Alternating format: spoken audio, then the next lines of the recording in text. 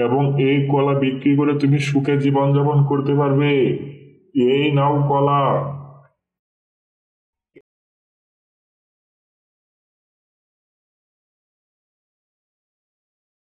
এক গরিব কৃষক, সে প্রতিবারই অনেক কষ্ট করে ফসল ফলন করে, কিন্তু এত কষ্ট করে ফসল ফলানোর পরেও যে ফসল পায় তা দিয়ে তার সংসার চালানো খুব কষ্ট হয়ে যায়। তাই এইবার সে জমিদারের কাছ থেকে জমি বন্ধক রেখে কিছু টাকা এনে কলা চাষ করতে লাগলো।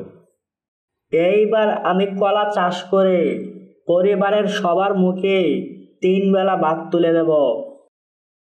এই বলে কৃষক কঠোর পরিশ্রম করতে লাগলো। কিছুদিন পর অনেক পরিশ্রম করার ফলে তার কলা গাছগুলো বড় হয়ে গেল।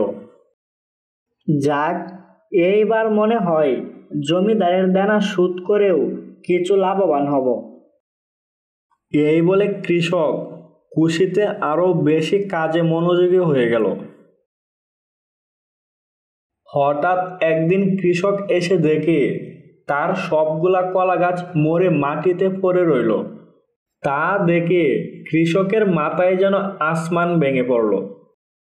কি হলো, কি হলো, আমার সবগুলা কলা গাছ মরে গেল, আমি শেষ হয়ে গেলাম। এখন আমি জমিদারের টাকায় কিভাবে শোধ করব, আর আমি কি কি বেঁচে থাকবো? কৃষকের এমন কান্নাকাটি দেখে তখনই একটি জাদুর কলা গাছ বলল, কৃষক ভাই, কেঁদো না, আমি তোমার সব কষ্ট দূর করে দেব। আমি জাদুর কলা গাছ। এই কথা শুনে কৃষক বলল, কি বলছ, তুমি জাদুর কলা গাছ? হ কৃষক ভাই, আমি জাদুর কলা গাছ। তুমি আমার কাছ থেকে যেমন খুশি তেমন কলা নিতে পারবে এবং এই কলা বিক্রি করে তুমি সুখে জীবনযাপন করতে পারবে। এই নাও কলা।